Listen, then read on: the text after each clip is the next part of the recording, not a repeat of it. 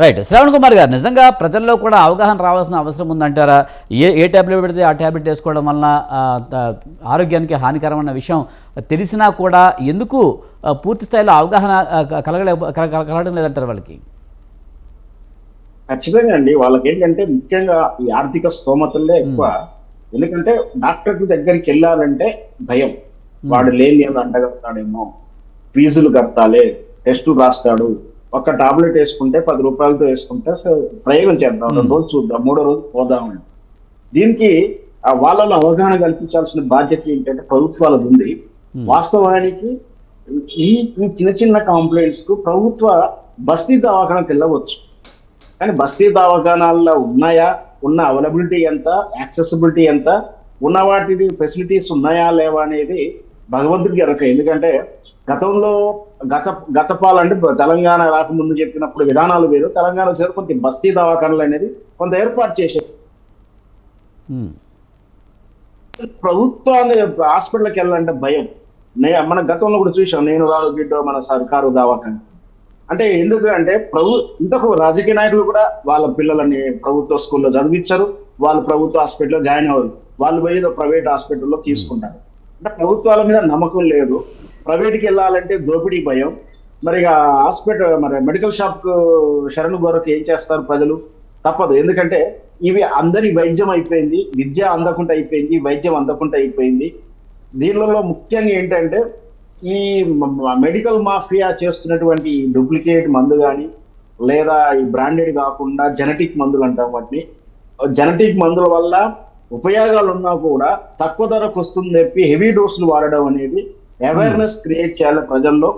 అంటే ప్రతిదానికి యాంప్లిసిన్ కానీ యాంటీబయాటిక్ కానీ వాడకుండా ముఖ్యంగా హోమ్ టిప్స్ అలవాటు చేసుకోవాలి. చిన్న చిన్న వాటికి హోమ్ టిప్స్, ఇంట్లో ఉండే పసుపు ఇట్లాంటి వాటితోటను, లేదా ఓమా వాటర్ తోటో ఇట్లాంటి హోమ్ టిప్స్ అన్ని ఉన్నాయి. సనాతన ధర్మం ఉంది. కానీ నిజానికి శ్రవణ్ కుమార్ గారు, మీరు చెప్తున్నారు పసుపు లాంటివి అలాంటివన్నీ వాడొచ్చు అని చెప్తున్నారు, మంచిదే, నిజానికైతే మంచిదే.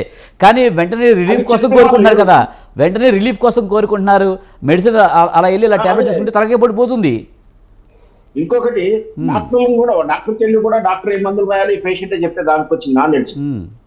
నువ్వు టెస్ట్ రాసావని ఆయన అడుగుతారు. పోయినాక డాక్టర్ దగ్గరికి వెళ్ళాక నువ్వు ఈ టెస్టులు రాయి, నువ్వు నాకు ఈ మెడిసిన్ రాసినావు, ఇన్ని హాఫ్ నాలెడ్జ్ అడుగుతుంటారు.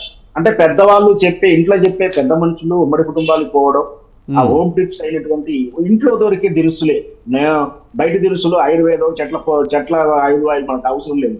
పసుపు జీలకర్ర ఇట్లాంటి వాటితోటి మనం ఉపశమనం పొందొచ్చు అన్న అవగాహన లేకుండా, అది ఉన్నా నమ్మకుండా దాని మీద టైం వేస్ట్ చేయొద్దు, వెంటనే వెళ్ళి ఒక టాబ్లెట్ తెచ్చువేసుకుంటే అయిపోతుందంటే వీళ్ళు వెళ్ళగానే మీరు ఎప్పటికైనా ఇంతవరకు వెళ్ళండి.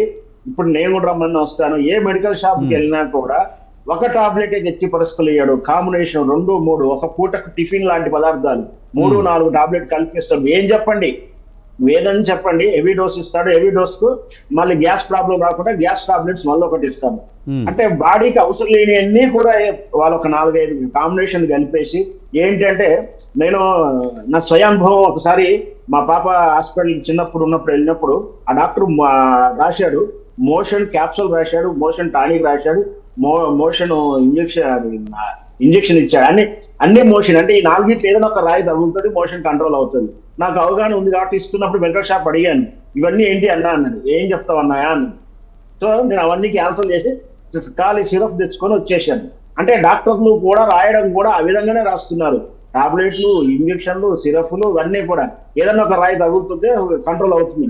అలా కాకుండా మెడిసిన్ హెవీ అంటే పేషెంట్ యొక్క ఇమ్యూనిటీ పవర్ బట్టి, వాళ్ళ వయసును బట్టి, వాళ్ళని బట్టి డాక్టర్లు రాయడం కూడా మానేశారు. వాళ్ళకు టార్గెట్ ఉంటుంది.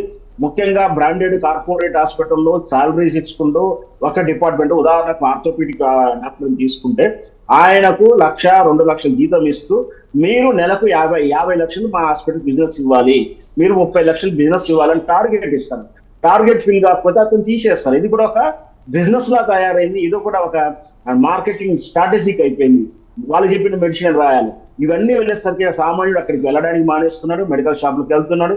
మెడికల్ షాప్కి వెళ్తున్న వీళ్ళనేమో ఫార్మసిస్టులు ఉన్నారు, వీళ్ళేమో మళ్ళీ మెడికల్ ఫార్మా కంపెనీతో టైఅప్ అయ్యి లో రకం కానీ, నాసి రకం కానీ, లేదా హెవీ డోసులు కానీ ప్రజలకు ఇస్తా ఉన్నారు. వీటన్నిటి కారణం అంటే ప్రజల్లో పేదరికం ఉండడం, ప్లస్ ప్రజల్లో అవగాహన లేకపోవడం, ముఖ్యంగా ప్రజలకు చిన్న చిన్న విషయంలో అవగాహన కల్పించి హోమ్ టిప్స్ పాటించడంలో కానీ లేదా దగ్గరలో ఉన్నటువంటి బస్తీ దవాఖానకు వెళ్లాల్సిన అవసరాన్ని, బస్తీ దవాఖానలో ఉన్నటువంటి ఆ ఫెసిలిటీస్ ను చూపించగలిగితే ఈ మెడికల్ మాఫియాలో కొంతవరకు కంట్రోల్ అవుతుంది. ఈ మెడికల్ షాప్కి వెళ్లే విధానం తగ్గుతుంది, లేదా డాక్టర్లు కార్పొరేట్ హాస్పిటల్కి వెళ్లాల్సిన అవసరం లేకుండా ఉంటుంది.